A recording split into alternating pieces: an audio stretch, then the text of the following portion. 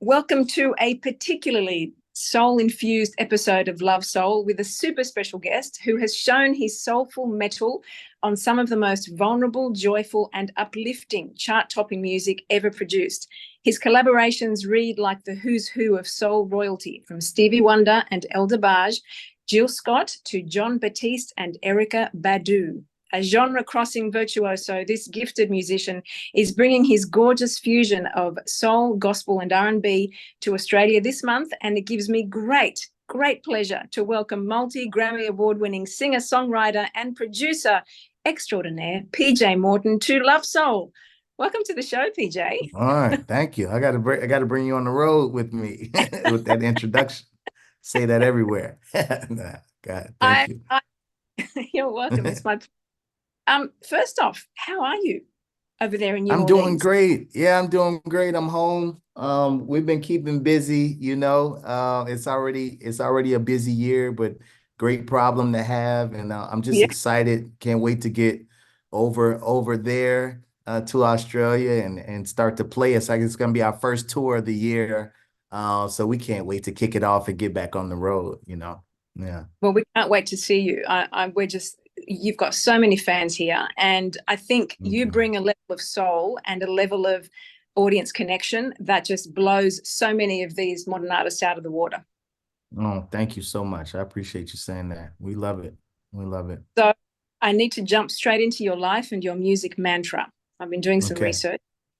Following My First Mind, that was the name of your first studio EP, and it was launched in 2012. And I love that you said, and I have to quote you here, I think we need to get back to that mantra of doing exactly what we hear, because that's what makes us exactly who we are. I'll follow my first mind on this music that I hear and do what feels good to me and just pray that other people dig it. And they're digging it. Talk us through that. Wow. Wow, that's amazing to hear. I don't always remember what I've said, but it sounds so familiar. We just did an album in Africa in 30 days.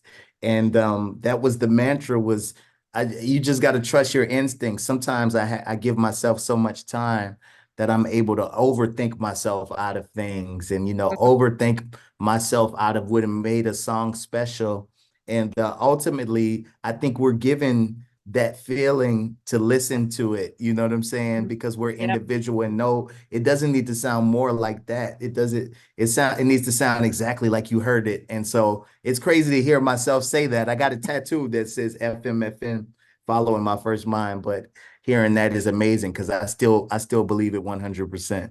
Yeah. I think I love that you said that. I think it's just the artist's, problem that we tend to overthink and overanalyze, and then analysis leads to paralysis. And so That's we right. don't end up doing it.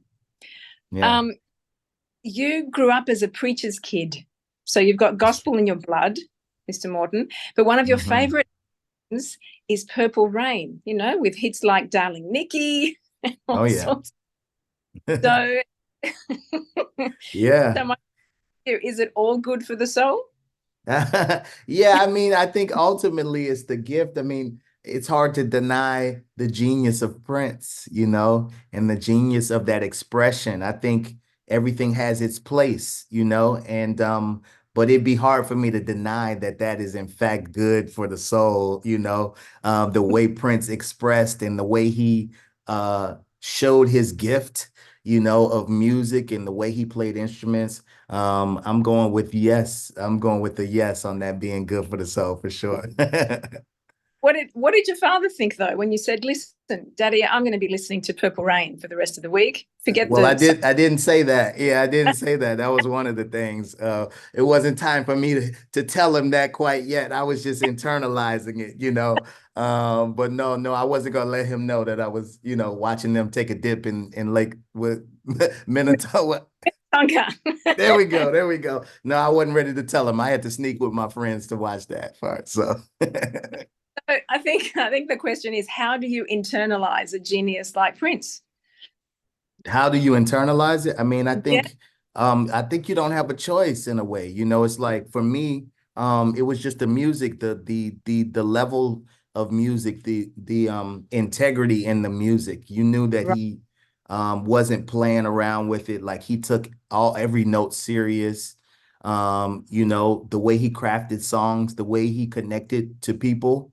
I Mm, took all of those things. I mean, I think Prince, for me, Prince, D'Angelo, which I think all are basically, it starts with James Brown and it goes to mhm. Prince and it goes to D'Angelo. But for me, that is how I learned to do live shows. I mean, directly, like just watching them and learning from them. So I think the thing I most internalized about Prince was live expression and live performance for sure. Yeah, yeah, it's Wow. no question.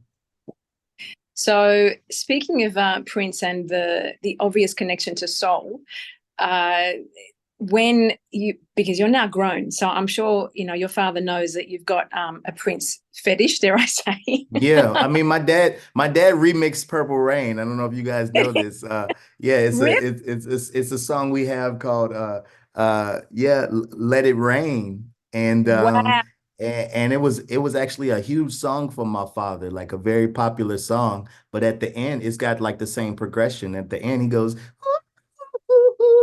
so my dad loved Prince even got to my dad. So I think when it's great music, it's undeniable, especially him as a musician. So I think you're able to, when it's great enough, you're able to take what you want from it Right. and trash the rest if you want.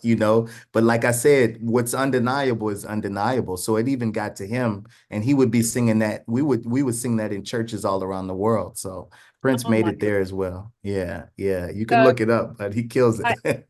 I will. So Yeah, essentially what I'm hearing is that your father, the preacher, repurposed the purple. that's right. That's right. That's a fact. And what I also love is that you work together with your father, and you produce gospel according to PJ from the Songbook of PJ Morton, and you work with Mhm. Bishop Paul Morton, Mary, Kirk Franklin. When you're producing music like that, is it something that you don't necessarily dream up? It's coming through you. Yeah, I think that's all my music actually. I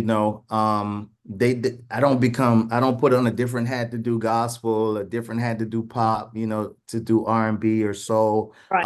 For me, it's always authenticity, is what I'm Yeah. trying to be always, as much as possible, try to have the least amount of filter in between what I'm feeling and what I'm trying to convey. And so, I mean, doing something like that, it is that album specifically was a lot of me going to my childhood and the music that I grew up on and the artists I grew up on. I think that was the most fun for me Yeah. because I was mostly a producer on that album. I mean, I sang on a few songs, but for me it was like, oh wait, I can get Kirk Franklin and I can get Yolanda Adams and I could Oh get my Kimber. I God. could I can get all of my favorite artists and like Uh, that I grew up on and get them to sing the songs the way I want, commission, like getting them back together to do. Yeah, so it was like I was a kid in a candy store yeah. and I did a lot of it during the pandemic when we were home, so I had access to most people were settled, so I was able to get to all of these people, and for me that was a dream come true. And then wrapped it in a bow by having these conversations with my dad as transitions in between the songs. I mean, it's a very special album to me. And then icing on the cake to win Gospel Album of the Year at the Grammys for it, it really, really, really made it even more special. Yeah.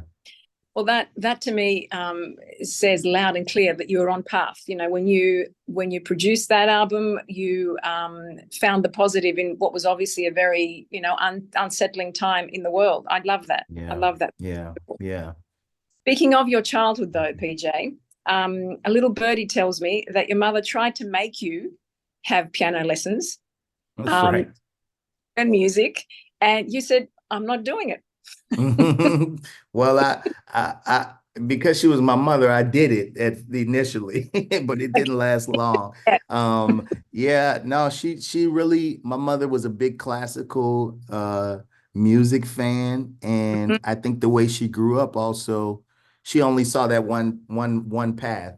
My father came from a very different world. I mean, he's from Windsor, Ontario, Canada, but it's right by Detroit, and the way he grew up in church, these musicians were like a dime a dozen where they play by ear and learn, Right. learn by ear without reading. So he knew the possibilities of that. I mean, he knew virtuosos who never read music ever, And so it was that dichotomy in my house. But I tried piano lessons because I thought that was the only way initially. But I was playing with the radio, I was Mhm. playing with the television, and I was learning these. I was already playing songs, so to go back to no no no no no no no no no like as a kid was like, It man, scales, the I'm already scale. playing cool songs. Yeah, I'm already playing like the girls already like this song. Like I don't want to do that. And so I just didn't have the discipline. And thankfully, I had my father there, who's like, look, he's gonna be all right. He's got the gift, and Mhm. thankfully, it worked out. It worked out. My mom understands now. She's got it now. I think she'd be kind of a little bit sort of proud of you right now. I'm guessing. Oh, I say she's a little bit more than that. Yeah, you can find her in my comments on Instagram on any post. She's representing. I love. Yeah. Well, speaking of gifted musicians, we got to do this. I mean, when I read this and when I realized that this is the extent of your soulful reach, Mhm. let's to Wonder, Mr. Stevie Wonder. The So you the collaborated, Stevie. You collaborated with him on your 2013 single "Only One," and you produced his vocals on the 2022 single "Be Like Water," which I love. Like the message to remain fluid with life's challenges and changes. Gorgeous. yeah, yeah. So what would you say to 10-year-old PJ who is adoring Stevie from a distance and now suddenly you're sitting in a studio with him? Man, I would tell him you're not gonna believe this. Sit down, take a seat, man. You're not gonna believe this. Stevie is actually gonna be your friend one day, and Ah, Stevie's actually gonna want to take direction from you, with you producing his vocal, and like he's gonna tell you that you've written one. He wish he wrote one of the songs you wrote, and you ah, know, um, Stevie. I mean, I know he does it for me, but he does it for so many artists. He's always so supportive and like encouraging. I mean, at a time where I was confused, he told me not to give up and how I was needed and necessary. And wow. it's just been a pleasure. I don't take for granted even though I can be closer to him now.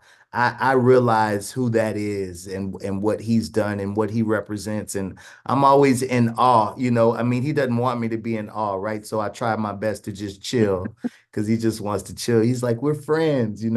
But that's Stevie Wonder. And I'm just so blessed to be able to be around him and to make music with him. I mean, I would be okay just being around and just having conversations, but the fact that we also get to create music together is beyond my wildest dreams, literally. Can you give me one word to describe that experience with him? Surreal, Yeah, surreal.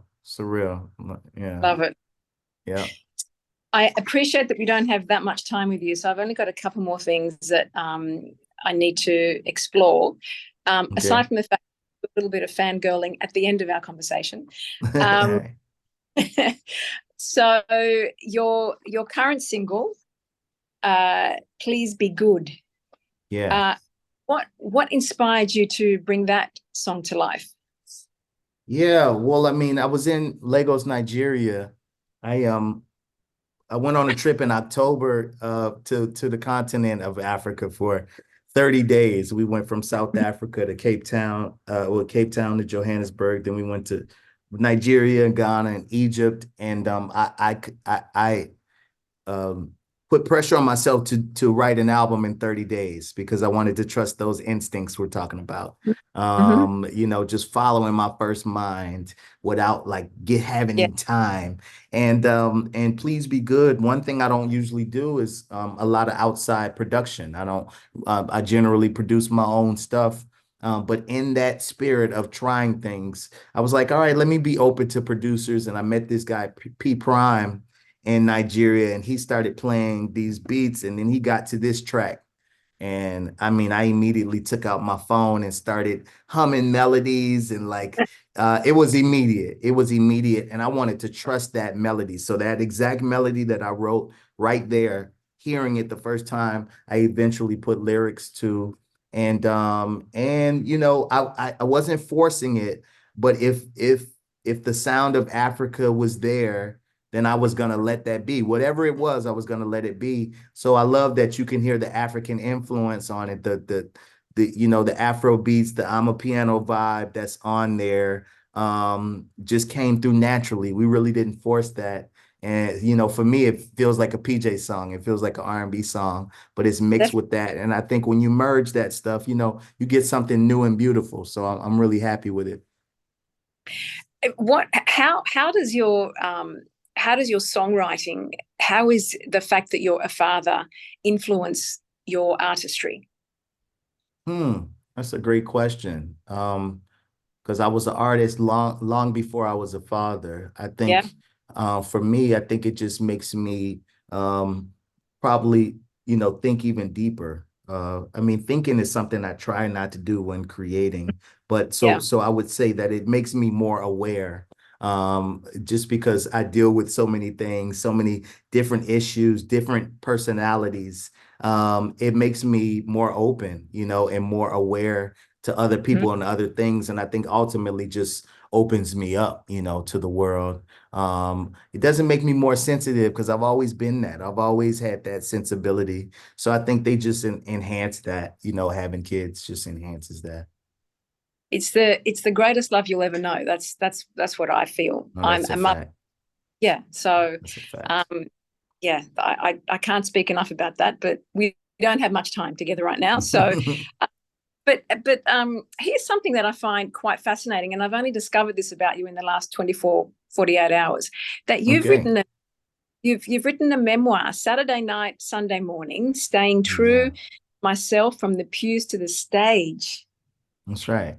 Yeah. Well, that's new information. That's new information, but I'm excited that's coming out this fall. Mhm. You know, I thought it was time doing this independently the way I've done it for so long now. You know, I was independent before that was like a popular word, you know what I'm saying? Right. Yes. To be able to win 5 Grammys as an independent, people have started to ask me questions now. How did you do it? How do you do it? Mhm. And also, like we just talked about, just winning a Grammy for a gospel album, but the year before winning for best R&B song, you know, with Say So, and winning album Yeah. of the year with John Baptiste, you know, being in Maroon 5, being signed to Lil Wayne at one time. Mhm. It's just a unique story, you know, it's like different and many people don't know how I did this. They don't know how I got there. They don't know what my story is. So I thought, you know, it's 20 years in October of my first independent record, Emotions. And so I thought it was a good time to finally start to share some of this stuff. I just keep working usually, but I said, let me stop and like share some of this story. So I'm excited about it. Saturday night, Sunday morning. Yeah, I can't wait to read it. But I think divine design can't be scripted, can it? that's right. That's right. Yeah. Even when you think you know. You Yeah. don't know because Yeah, because the exactly. bigger than we know and what we think we know. That's right. Okay, so now I have to fangirl because I this is a song. This is not that I haven't been fangirling, but I've been quite restrained. Yeah, no, we've been rolling. We've been rolling. Um, so this song I discovered in the last I want to say 3 or 4 months ago. And it is to me the incantation, the spell that you need to cast when you want to Okay. uplift around you, the better benediction. Oh my God. Ah. I Yeah. saw this track. Talk to me. Better benediction, man. It's crazy. Good Morning, the song that I just won the Grammy for this year, Hmm? was the original Better Benediction. Right. We had done it years ago, and I had that movement, and I tried to put Good Morning on Watch the Sun. I had been trying for years, couldn't write it. It still didn't feel right. So I started to change the chords up a little bit. And it went from to and we slowed it down, and then it just started to flow. And I knew I wanted it to be the last song. And in church, we call that the benediction, when they're giving a blessing at the end of the service. And I just knew that I wanted it to be something that was repeated. I believe there's power in repetition. And Absolutely. you say that it's going to be better enough times, you start to believe it. You know what I'm saying? And when you start to believe it, things start to get better, you know? So Mm-hmm. it's actually a song that I didn't know was going to connect so as much as it did, honestly. But it has connected. And we had to do different versions. You know, I did the fellas, and then I had to do the And ladies, you know, after I did like that. Yeah. Yeah. No, it's it's a special tune. PJ, it is profoundly powerful. Just on a personal note, and I know that we're going to be wrapping this up really, really soon.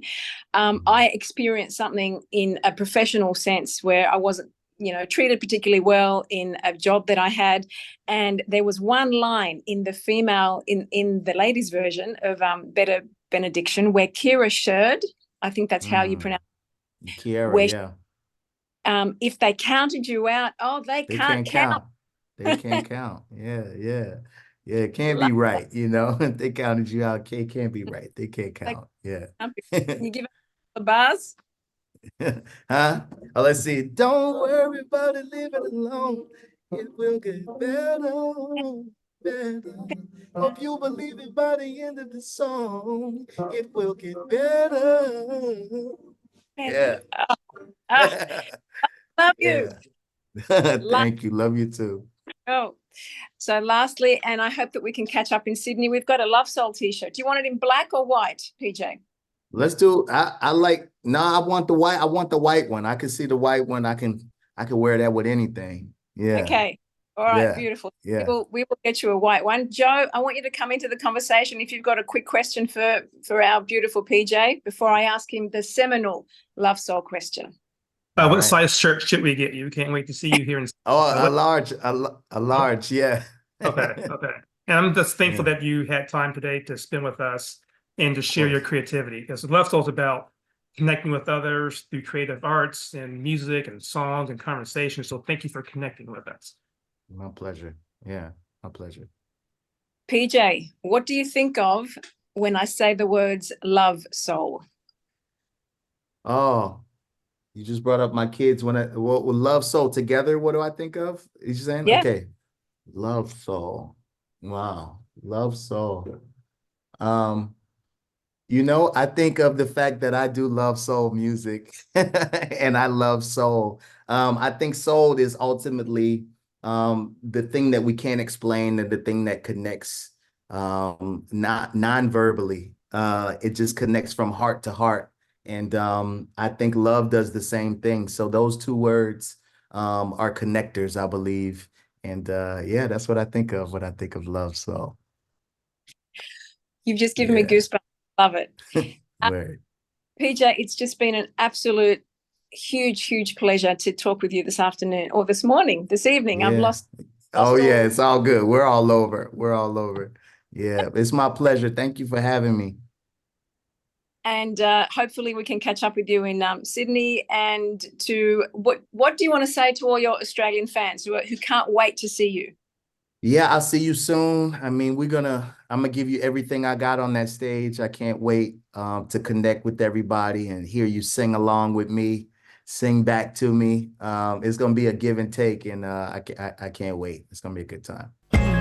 Get ready for an unforgettable night of soulful music with 5-time Grammy Award-winning artist PJ Morton live at the Metro Theatre on March 28th.